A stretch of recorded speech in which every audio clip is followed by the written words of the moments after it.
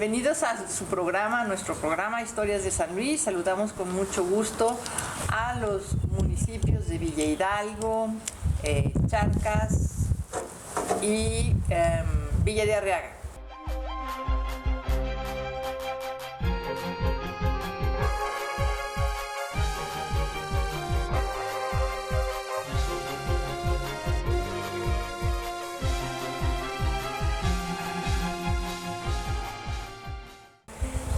El día de hoy tenemos una entrevista muy especial con el doctor Salvador Gómez Aigelman. El doctor Salvador Gómez Aigelman, además de que es un gran conocedor de arte, se ha interesado mucho en la investigación sobre la obra artística en sí, en San Luis Potosí. Y el día de hoy, pues venimos a platicar con él un poco sobre sus investigaciones. Doctor Gómez Aigelman, muchas gracias por habernos recibido y muchas gracias por estar en este programa con nosotros. Muchas gracias a ti por la invitación. A ver, yo sé que ahora estás trabajando con un pintor muy importante del siglo XVIII, don Antonio de Torres. ¿Puedes platicar a nuestro público televidente quién fue Antonio de Torres? Bueno, Antonio de Torres fue un pintor de entre siglos, entre el 17 y 18, nació todavía dentro del 17 y desempeñó su actividad hasta el primer tercio del 18.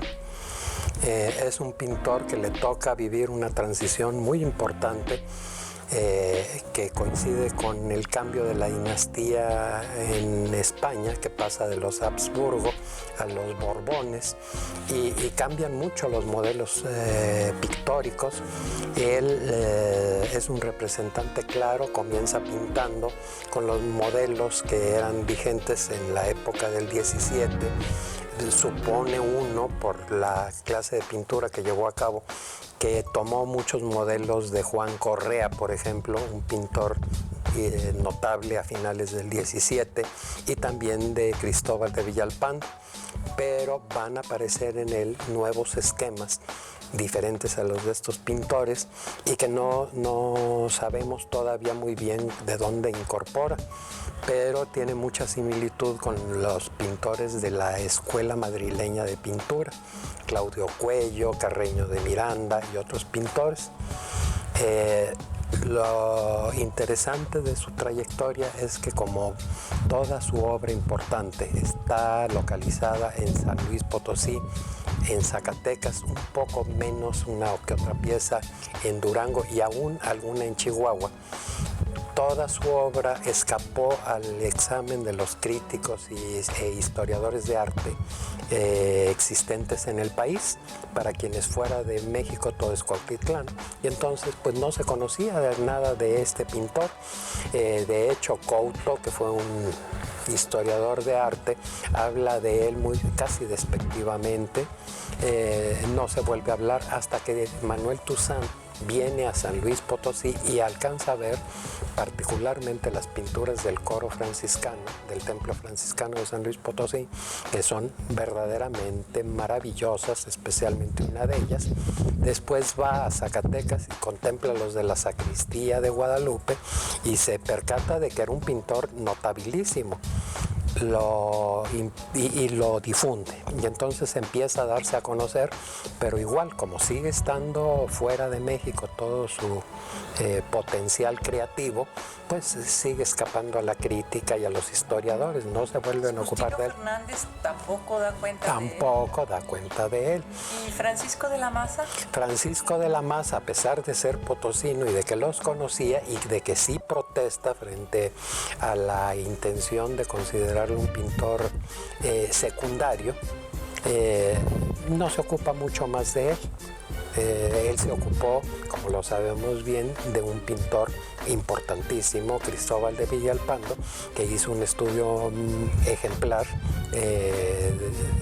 que se dedica a Cristóbal de Villalpando, pero no tuvo tiempo de dedicarse a él. El mismo Toussaint llegó a decir repetidamente, o bueno, escribirlo, que debía de ponderarse nuevamente la obra de Torres.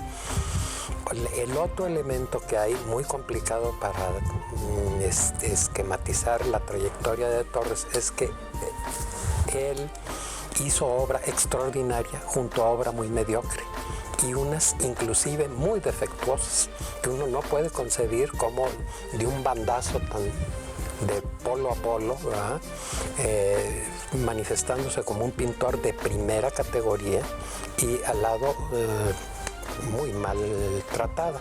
Quizás donde se ejemplifica muy claramente esto es en dos cuadros que existen en el Museo Virreinal de Guadalupe, Zacatecas. Uno concretamente que representa a San Cayetano de Tián. Este lienzo tiene algunas porciones bien trabajadas, pero otras pésimamente trabajadas. Por ejemplo, una mano desproporcionadamente grande en el Niño Jesús que aparece ahí, la pierna y el pie del santo está totalmente deformada y otros pedazos sí más o menos muestran la calidad que en otras obras tienen las piezas de Torres. Lo que nos viene a confirmar que no lo hizo él enteramente es que está firmado 2 veces y una de las firmas es muy posiblemente falsa, apócrifa. Y con una diferencia de 6 u 8 años. Esto hace pensar que Cristóbal de que Antonio de Torres, por alguna razón no acababa sus cuadros, los dejó inconclusos. Igual pasa con un lienzo del coro de San Francisco, uno de los 4 y 3, 7, uno de los 7 tiene una extremidad del San Jerónimo que es, inaceptable en un pintor ni menos que bueno, ¿verdad? Y es francamente fallida esa parte. Entonces todo hace pensar que él dejó inconclusa muchas obras y la explicación a ello parece darlo que hizo bastantes años antes de su muerte testamento y parece ser que porque ya se encontraba muy enfermo y lleno de achaques, que aparentemente, según declaró el escribano que tomó acta notarial de su testamento, estaba lúcido, pero parece ser que estaba muy mal y esto explica que dejó las obras sin terminar y alguien las terminó como bien pudo y entonces son piezas muy fallidas.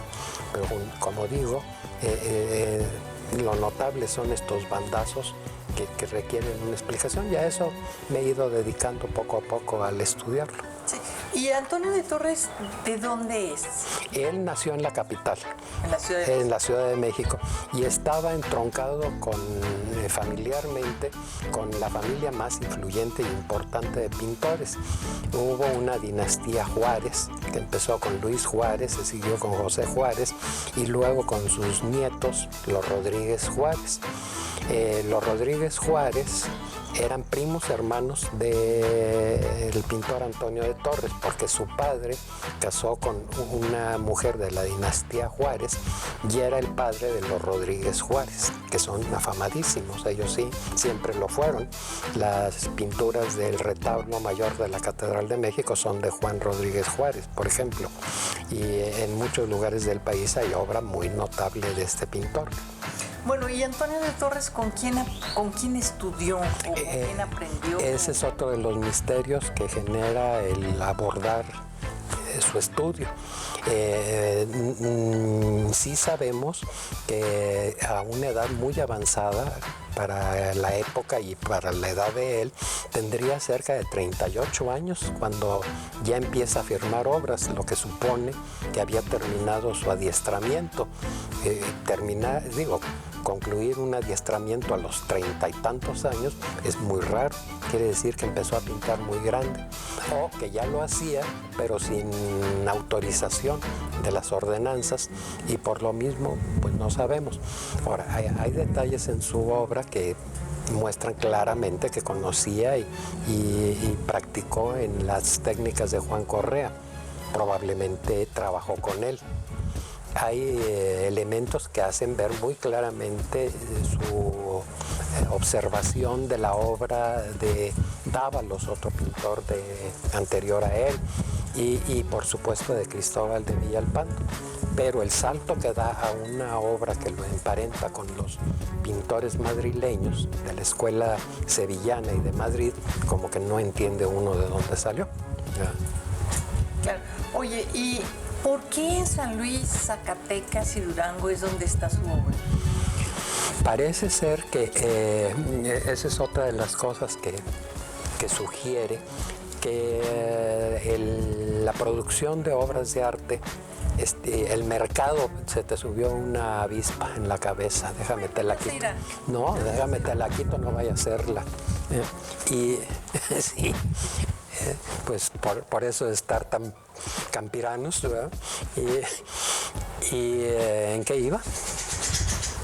¿Por qué había obra de él en San Luis, Zacatecas, Durango? Bueno, en primer lugar, él era terciario franciscano. Eso explica. Las pinturas de él, curiosamente, están muy circunscritas a espacios claves. En las comunidades agustinianas, por ejemplo, de Meztitlán y de Acolman, hay obra de él. Y se han ido localizando en el Estado de México en las fundaciones de la Orden Franciscana, en la provincia del Santo Evangelio, y también en el Templo Grande de San Francisco, pinturas que no llegaron a nuestra época, pero él pintó parte del retablo mayor y también algunas otras pinturas que no subsistieron. Bueno, vamos a un corte y regresamos con ustedes en este programa Historias de San Luis. Recuerde que si tienen algún comentario, por favor envíenlo a nuestras redes sociales cuyas direcciones aparecen en pantalla.